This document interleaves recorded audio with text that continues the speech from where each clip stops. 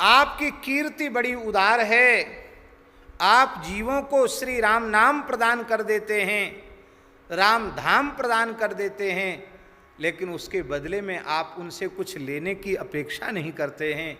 आप परम करुणामय हैं। बलि जाऊं, मैं आपकी बलि जाता हूं। बलि जाता हूं का अर्थ है आपकी बलिहारी जाता हूं, आपके चरणों में अपना सर्वस्व निवेदन करता हूं।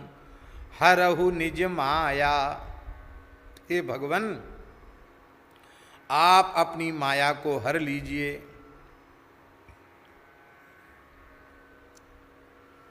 इसके कई भाव हैं। एक भाव तो ये है कि ये जो काशी में इतने उपद्रव हमारे पीछे लग गए हैं, आधि दैहिक आधि भौतिक पीड़ा शरीर में हो रही है और लोग फूटी आंख नहीं देखना चाहते, यहाँ से निकाल बाहर करना चाहते हैं। तो भगवान आप काशी पुरी के अधीश्वर भूत भावन विश्वनाथ हैं और ये सब आपके ही नगर के निवासी हैं, इसलिए ये जो कुछ हो रहा है ये सब आपकी ही माया है। आप कृपा करके परीक्षा मत लीजिए, मैं इतना पक्का नहीं हूँ जो परीक्षा में पास हो जाऊँ। अब आप कृपा कीजिए, करुणा कीजिए, अपनी माया को बटोर लीजिए। अथवा दंभ कपट पाखंड आदि भी आपकी माया ही है, और यह दंभ कपट पाखंड आदि दोष ही जीव को भगवान से मिलने में बाधा उत्पन्न करते हैं। इन दोष रूपी माया का आप हरण कर लीजिए। अथवा मैं अरु मोर तोरते माया, जेहि वश कीने जीव निकाया। ये अहमता, देह के प्रति अहम भाव और जगत के प्रति मम भाव, ये माया है। ये अहमता ममता हमारे मिटाने से मिटती नहीं है, आप ही कृपा करके इसका हरण कर लीजिए और ये भाव मेरे भीतर जगा दीजिए कि माता रामो मत पिता रामचंद्र, स्वामी रामो मत सखा रामचंद्र, सर्वस्वं मे रामचंद्रो दयालुर, नान्यम जाने नैव जाने न जाने। ऐसी कृपा आप कर दीजिए। ये अहमता ममता रूप माया को नष्ट कर दीजिए। हे भगवन जलज नयन गुण अयन मयन रिपु, जलज नयन, आपके नेत्र जो है ना वो कमल के समान विशाल नेत्र हैं। कर्णांत दीर्घ नयनम नयनाभिरामम, बड़े सुंदर नेत्र हैं आपके। भाव व्यंजना से अर्थ क्या हुआ? इसका अर्थ है कि आपकी छोटी आंख नहीं है जो दीनहीनों के दुख आपको दिखाई न पड़े, आपके तो कमल दल के समान विशाल नेत्र हैं। इन विशाल नेत्रों में करुणा का सिंधु लहर ले रहा है। ऐसे करुणार्द्र से आपके विशाल कमल दल के समान नेत्र हैं। क्या तुलसीदास का दुख दर्द पीड़ा क्या आपसे छिपी हुई है? गुण अयन, गुणों का अयन माने निवास स्थान आप हैं। क्यों है निवास स्थान? इसके दो भाव हैं। एक तो परमात्मा असंख्य कल्याण गुणगण निलय है और शिवजी साक्षात परमात्मा स्वरूप ही है, इसलिए वे गुण निलय हैं। और दूसरा अर्थ ये है कि भगवान को असंख्य कल्याण गुणगण निलय कहा गया, निखिल हेय प्रत्यनीक कहा गया। ऐसे असंख्य अचिंत्य अनंत कल्याणकारी गुण गणों के जो निलय हैं, घर हैं श्री रघुनाथ जी, वे आपके जो भुसुंडी मन मानस हंसा, सगुन अगुण जेहि निगम प्रशंसा। वो बाल रूप श्री राम जो असंख्य कल्याण गुणगण निलय हैं, वे निरंतर आपके हृदय में विराजते हैं।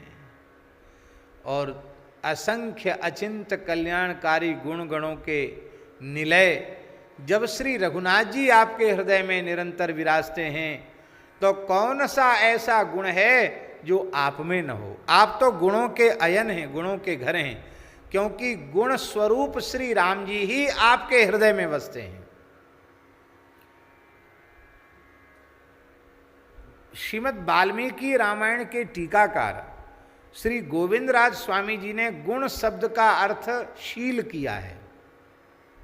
श्रीमद् वाल्मीकि रामायण में गुणवान कस्य वीर्यवान, तो वहाँ गुणवान शब्द की टीका में भूषण टीकाकार लिखते हैं श्री गोविंद राज स्वामी जी, गुण्यते आवर्त्यते अनुसंधीयते आश्रित जनैहि इति गुण सौशील्यम। आश्रित जन जिसका निरंतर अनुसंधान करते हैं वो भगवान का सौशील्य ही गुण है। सौशील्य, सुन सीतापति शील स्वभाव, मोदन मन तन पुलक नयन जल सो नर खेहर खाओ। तो गुण शब्द का अर्थ है शील, और श्री रघुनाथ जी शील सिंधु हैं, शील स्वरूप हैं, और वे आपके हृदय में निवास करते हैं। इसलिए गुण अयन माने शील स्वरूप असंख्य कल्याण गुणगण निलय श्री रघुनाथ जी ने आपके हृदय को अपना घर बना लिया है, इसलिए सारे गुण तो आप में ही विराजते हैं। और एक और बात भाई, भक्त में भगवान के समस्त गुण तो होते ही हैं, कुछ गुण भगवान से अधिक भी होते हैं। कुछ गुण भगवान से अधिक भी होते हैं। ये अधिक गुण क्या है? देखो, भगवान में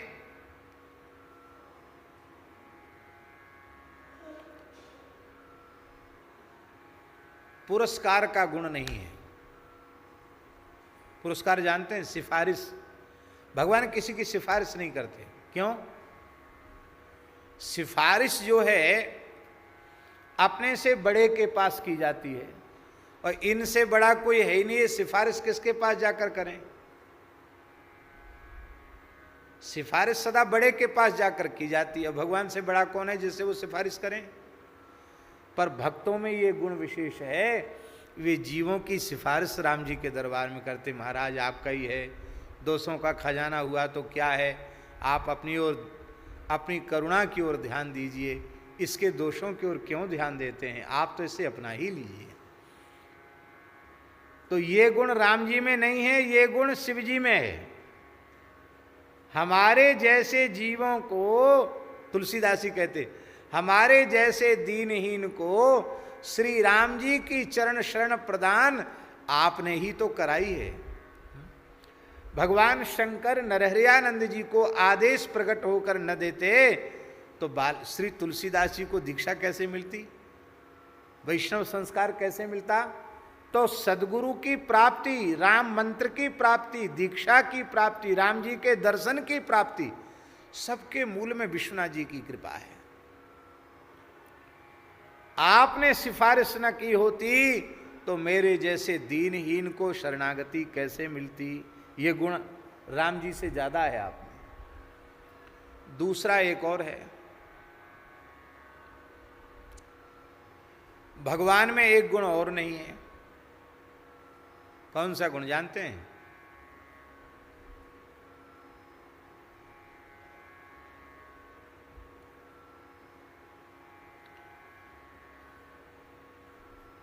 ध्रुव जी महाराज कह रहे हैं, भक्ति मुहु प्रवहताम त्वयि में प्रसंगो भूयादनंत महताम अमलाशयानाम ये नाजसोलबण मुरुव्यसनम भवाब्धिम नेस्ये भवद्गुण कथामृतपानमत्तः। हे भगवान, में संसार चक्र के प्रवाह में, संस्कृति के प्रवाह में पड़ा रहूं, इसकी मुझे कोई परवाह नहीं है, चिंता नहीं है।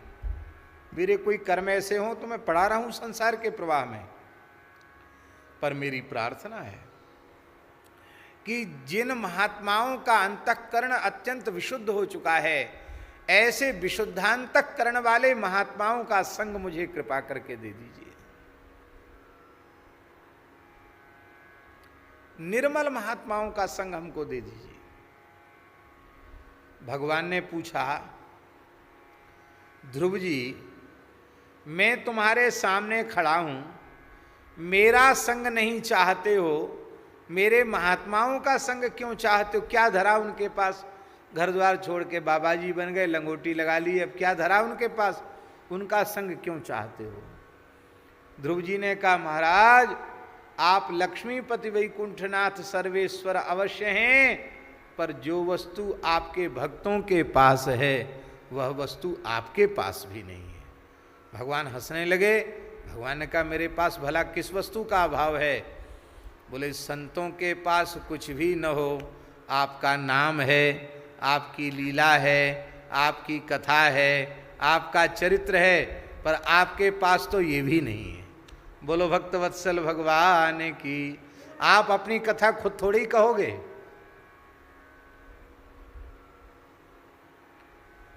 तो ये एक विशेष गुण, भगवान नाम रूप गुण लीला की संपत्ति भक्तों के पास है, ये संपत्ति भगवान के पास भी नहीं है, ये विशेष गुण।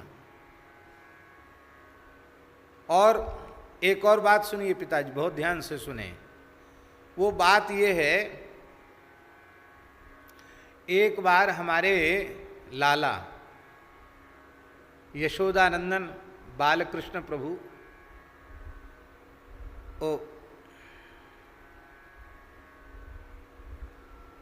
देख रहे थे कि मैया यशोदा मेरो श्रृंगार करके मेरी ओर बहुत देख रही है, बड़ी लाड़ प्यार से देख रही है, फिर नज़र उतारती है, बलैया लेती है, पानी उतारती है, नज़र न लग जाए, तृण तोड़ती है माता।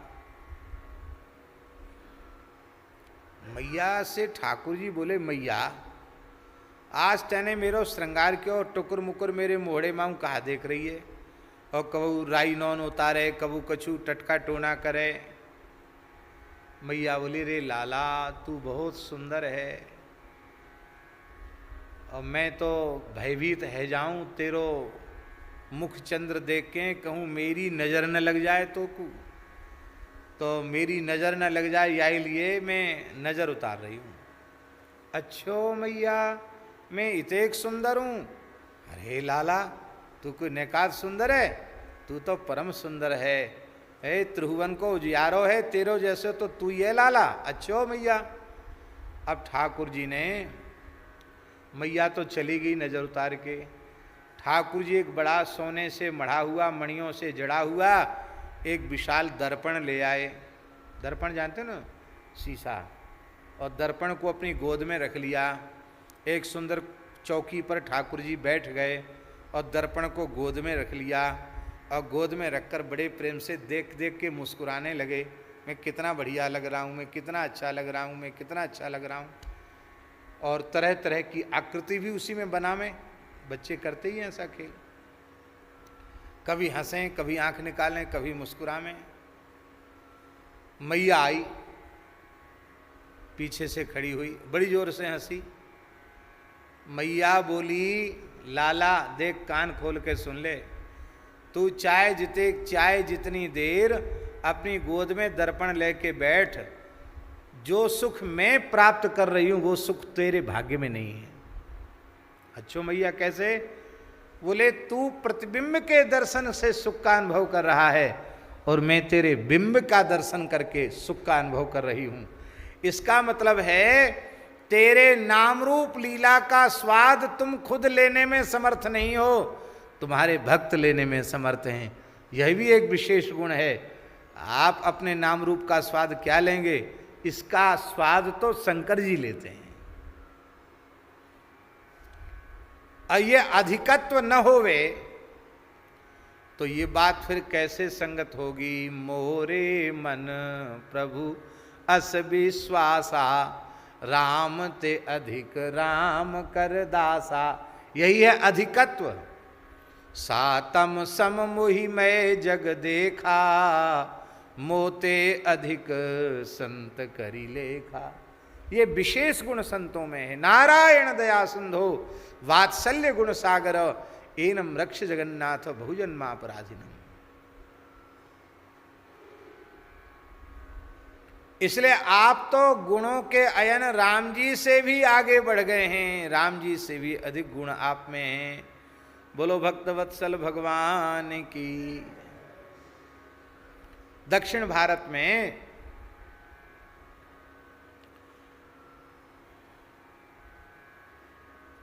मैलकोटा है, मलयकूट पर्वत, मैलकोटा, जहां भगवान विराज रहे हैं, तिरुनारायण स्वामी भगवान वहां विराज रहे हैं मलयकोट में, मैलकोटा में। श्री भाष्यकार भगवान स्वामी श्री रामानुजाचार्य जी महाराज अपने अनेकों त्रिदंडधारी काषाय वस्त्रधारी यतियों को, यति वृंदों को लेकर के, संतों की जमात लेकर के वहां पधारे। इतने संतों को देखकर, वैष्णवों को देख करके भगवान के मन में बड़ा हर्ष हुआ। भगवान ने आचार्य चरण को हाथ का इशारा देकर निकट बुलाया, श्री रामानुजाचार्य जी को निकट बुलाकर कहा कि एक बात बतावें, आप सबका समाधान करते हमारा भी समाधान करें। आचार्य चरण बोले कहो क्या बात है। तो आपने कहा कि हमने रामावतार में समुद्र को साक्षी देकर के कहा, सकृत एव प्रपन्नाय तवास्मीति च याचते अभयम सर्वभूतेभ्यो ददाम्ये तद्व्रतम मम। जो एक बार आकर मेरी शरणागति की याचना करता है, मैं उसे प्राणी मात्र से अभय कर देता हूँ। पर गिने चुने लोग शरण में आए। एक कौआ आया, वो भी मार खा के आया, नारद जी ने धक्का दिया तब आया। अब विभीषण आया, वो भी अपने भाई की लात खा के आया। सुग्रीव भी आया, वो भी अपने भाई की मार खा के आया। गिने चुने लोग हमारे शरण में आए। हम तो सोचते थे भीड़ इकट्ठी हो जाएगी, पर गिने चुने लोग शरण में आए। पर इस कराल कलिकाल में इतने जीवों को आपने शरणागत कैसे बना दिया।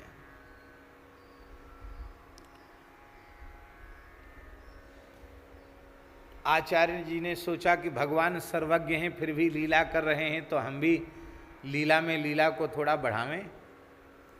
उन्होंने कहा हम नहीं इसका समाधान करेंगे। क्यों? कहते तुम्हारे पूछने का तरीका गलत है। ना पृष्ठ कस्यचित् ब्रूयात् न चान्याय न पृच्छता। ना पृष्ठ कस्यचित् ब्रूयात्, बिना पूछे किसी को कुछ बताना नहीं। अनुचित तरीके से पूछे तो भी बताना नहीं, आपका तरीका उचित नहीं है।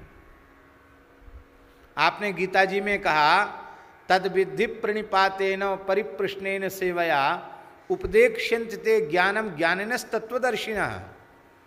और आप राजाधिराज बने, सिंहासन पर बैठे हो, कहते हो बताओ। क्यों बतावें? हम खड़े हैं, आप बैठे हो।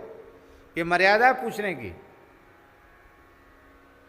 भगवान हंसने लगे, बोले हाँ आपने बात तो ठीक कही। एक कलयुग की घटना है। भगवान ने कहा हमको मंडप में ले आओ। पुजारी लोग मंडप में ले आए।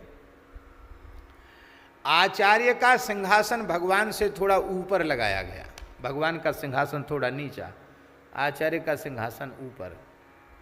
ठाकुर जी ने हाथ जोड़ के कहा अब बताओ इतने जीवों को शरणागत कैसे बनाया। तो श्री रामानुजाचार्य भगवान बोले इतने रहस्य की बात इतनी भीड़ में कैसे बतावें? इतने लोग यहाँ खड़े हैं, सबके सामने बताऊं? भगवान ने कहा आप तो बहुत नाटक कर रहे हो। अरे भीड़ की बात थी तो गर्भगृह में ही आप कह देते, हम भीतर से बंद कर लेते, एकांत में बतरा लेते, तब तो मना किया नहीं। अब कहते हो बहुत भीड़ है, कैसे बतावें? अब आप बताओ कैसे बताओगे? बोले देखो अब आपको भी ज़्यादा परेशान करना ठीक नहीं है, आपको कान में बता दें। भगवान बोले हाँ कान में बता दो। तो श्री रामानुजाचार्य भगवान ने कोई नया कोरा कपड़ा नहीं मंगाया, अपना जो अचला पहने थे काषाय वस्त्र, वही भगवान नारायण के ऐसे मुख मस्तक पर डाल दिया और डालकर उनके कान में अष्टाक्षर मूल मंत्र का उच्चारण कर दिया। एक बार नहीं, 3 बार। कपड़ा हटा लिया, बोले हो गया समाधान। भगवान ने हंसते हुए कहा, ऐसे तो लोग चेला बनाते हैं, आपने तो हमको चेला बना लिया। बोले आपने हमको गुरु बना के धरती पर भेजे ही है, तो गुरु तो सबको चेला ही बनावेंगे, जीवाचार्य है ना, आचार्य बना के आपने भेजा है। भगवान मेरे पास कुछ भी नहीं है, मैंने आपका यह नाम सुना सुना कर ही इतने जीवों को आपकी शरण में पहुंचा दिया। इसलिए जो काम भगवान अवतार लेकर भी नहीं कर पाते हैं, वह काम भगवत स्वरूप आचार्य करते हैं, क्योंकि वे भगवान के नाम रूप गुण लीला का दान करके जीवों को भगवत सन्मुख बना देते हैं। यही है गुण आयन। और कैसे हैं? मयन रिपु। मयन रिपु माने काम रिपु, आप कामदेव के रिपु हैं। इसका मतलब है ये जीव अपनी कामनाओं इच्छाओं के कारण ही, इनके जाल में फंसा हुआ होने के कारण ही संसार में बार बार पैदा हो रहा है, मर रहा है, दुख पा रहा है। तो हे भगवान, इस कामना रूप काम को जलाने में समर्थ तो आप ही हैं, अर्थात हे प्रभु, कामना रूप काम को आप जला दीजिए, वैषयिक काम को जला दीजिए। हे भगवान, मैं तो एक सामान्य जीव हूँ, आपकी महिमा तो ब्रह्मादि देवता भी नहीं जानते हैं। बड़े बड़े अमलात्मा बिमलात्मा योगींद्र महामुनिंद्र हंस परमहंस भी आपकी महिमा का सांगोपांग वर्णन करने में समर्थ नहीं है। भला मैं कलिमल ग्रसित कैसे आपकी महिमा का वर्णन करूं? महिमा जान न कोई, आपकी महिमा कोई नहीं जान पाता है। पर इतना बोध मुझे आपकी कृपा से, राम जी की कृपा से, गुरु जी की कृपा से अवश्य है। क्या ज्ञान है आपको? बहुत ध्यान से सुने। बिनु तब कृपा राम पद पंकज, बिनु तब कृपा राम पद पंकज, सपनेहु भगति न होई। आपकी कृपा के बिना श्री राम जी के चरण कमलों में स्वप्न में भी भक्ति नहीं होगी। स्वप्न में। इसका मतलब कोई शिवजी से विमुख होकर भगवान की भक्ति प्राप्त करना चाहे तो वेदादि शास्त्रों में, पुराणों में ऐसे सैकड़ों वचन हैं कि बिना शिव कृपा के कोई भगवत प्रेम प्राप्त नहीं, क्योंकि वो अधिकारी है। ठीक इसी प्रकार से बिना नारायण की कृपा के कोई शिव प्रेम प्राप्त नहीं कर सकता है। शिवजी की भक्ति प्राप्त करने का उपाय है श्री नारायण का अनुग्रह। इसी प्रकार से श्री शिवजी की भक्ति प्राप्ति का उपाय है श्री नारायण का अनुग्रह। ठीक इसी प्रकार से नारायण की भक्ति की प्राप्ति का उपाय है श्री शिवजी का अनुग्रह। और इस बात को बार बार कहा गया है? बोलो भक्तवत्सल भगवान की जय। बिनु तब कृपा राम पद पंकज, सपनेहु भगत न होई। शिव द्रोही मम दास कहावा, सो नर सपनेहु मोहि न पावा। शंकर विमुख भगति चह मोरी, सो नार की मूढ़ मति थोरी। शंकर प्रिय मम द्रोही, शिव द्रोही मम दास। ते नर करहि कलप भर घोर नरक महवास। और एक गुपुत मत सबहि कहूँ कर जोर। शंकर भजन बिना नर, भगति न पावे मोर। इसलिए जलज नयन गुण अयन मयन रिपु, महिमा जान न कोई। बिनु तब कृपा राम पद पंकज, सपनेहु भगति न होई। शिव शिव हुई प्रसन्न करुदाया। आगे की चरण में, पंक्ति में, तीसरे चरण में गोस्वामी जी बड़ी विलक्षण बात कह रहे हैं। ऋषय सिद्ध मुनि मनुज दनुज सुर अपर जीव जग माही। तब पद विमुख न पार पाव को कलप कोटि चल जाही। बड़े बड़े ऋषि मुनि, बड़े बड़े सिद्ध, मनुष्य, दनुज, सुर और जितने भी जीव हैं, वे यदि आपके चरण कमल से विमुख हैं तो संसार सागर से पार नहीं उतरेंगे, दुख के समुद्र से पार नहीं उतरेंगे। चाहे करोड़ कल्पों तक भी साधन करते रहें, कल्प कोटि चली जाएं। अभी भगवत कृपा से हमको श्री लिंग पुराण के पारायण का सौभाग्य मिल रहा है। अब समय तो पता नहीं कहाँ चला जाता है, कम मिलता है, लेकिन फिर भी लगभग सवेरे 3:30 बजे हम उठ ही जाते हैं। लगभग 12 तो सोने में बजता ही है, 3:30 बजे आसन छोड़ देते हैं और फिर स्नान आदि करके अब कुछ दिन से क्रम शुरू कर सबसे पहले पाठ करते हैं।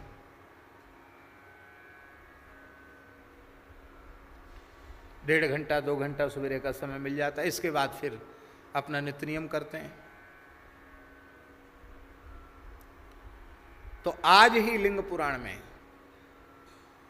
इतना अद्भुत प्रकरण आया। अब हम क्या करें, अभी हम जैसे ही हम यहाँ बैठे थे ना व्यासपीठ पर, कथा यहाँ बैठे सत्संग के लिए, तो उसी समय हमको याद आया कि हम कह दें कि वो पुराण हमारा उठा लाओ तो हम वो श्लोक कहें। बिल्कुल उन श्लोकों का अनुवाद है ये। ऋषय सिद्ध मुनि मनुज दनुज सुर अपर जीव जग माही। तब पद विमुख न पार पाव को कल्प कोटि चली जाई। ये लिंग पुराण के श्लोकों का अनुवाद है। कितना अगाध ज्ञान है गोस्वामी तुलसीदास जी का। वो कहते हैं, और लिंग पुराण में भगवान व्यास कह रहे हैं,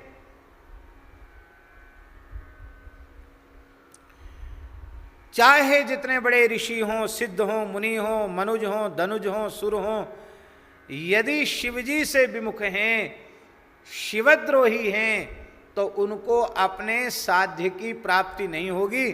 भले ही वो किसी भी देवी देवता के भक्त हैं, फिर भी उन्हें सिद्धि नहीं मिलेगी यदि भगवान शिव के चरणों में उनका प्रेम नहीं है तो।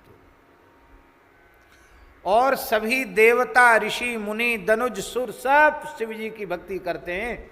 ये बात लिंग पुराण में लिखी है, आज ही आई है।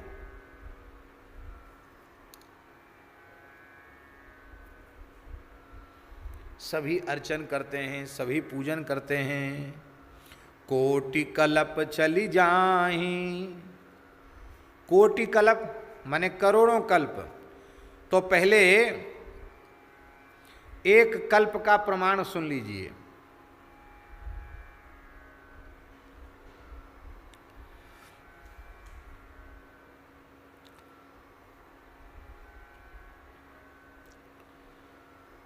ब्रह्मा जी का एक दिन,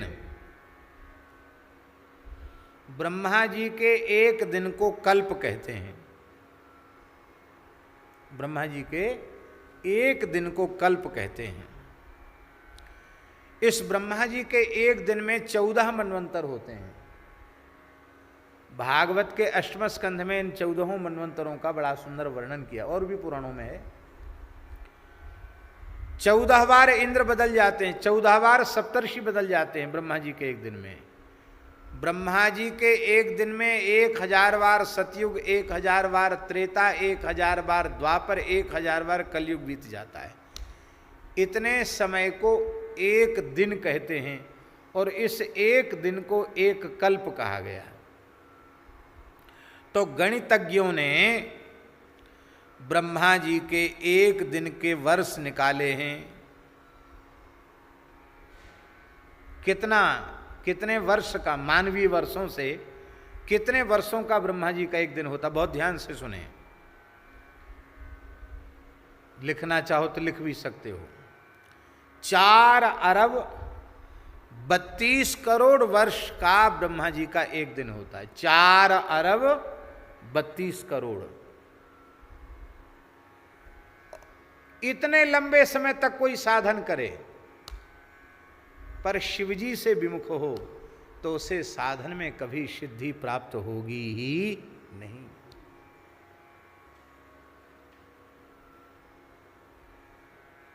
पर ये एक कल्प की बात नहीं है, कोटि कल्प चली जाही। एक कल्प नहीं, ऐसे करोड़ों करोड़ों कल्पों तक भी साधन करे पर शिवद्रोही है, शिव विमुख है, तो उसे अपने साध्य की प्राप्ति बिल्कुल नहीं होगी। आप अभी सुन चुके हैं, ते नर करहि कल्प वरि घोर नरक महावास।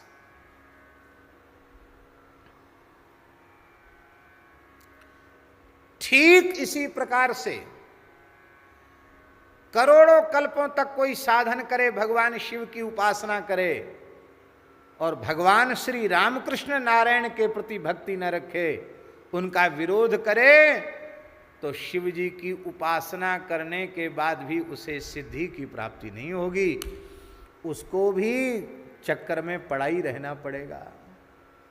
इसलिए भैया, सनातन धर्म के मत के अनुसार हरिहरात्मक उपासना, इसके स्वरूप को बिना किसी दुराग्रह के स्वीकार करना चाहिए, समझना चाहिए और कभी भगवान हरिहर में भेद बुद्धि नहीं रखनी चाहिए।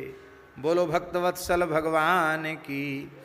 यदि शंकर जी के भगत रामकृष्ण नारायण से विरोध रखते हैं तो उनको भगवान शिव के परम भक्त से द्रोह करने का पाप लगेगा, और यदि कोई श्री रामकृष्ण नारायण के उपासक शिवजी के प्रति द्रोह बुद्धि रखते हैं तो भगवान रामकृष्ण नारायण के परम उपासक भक्त शिवजी से विरोध करने के कारण उनको भक्त द्रोह का पाप लगेगा, वैष्णव द्रोह का पाप लगेगा, और वैष्णव द्रोह का पाप जिसे लगा है उसके कल्याण में सदा सर्वदा संदेह ही बना रहेगा।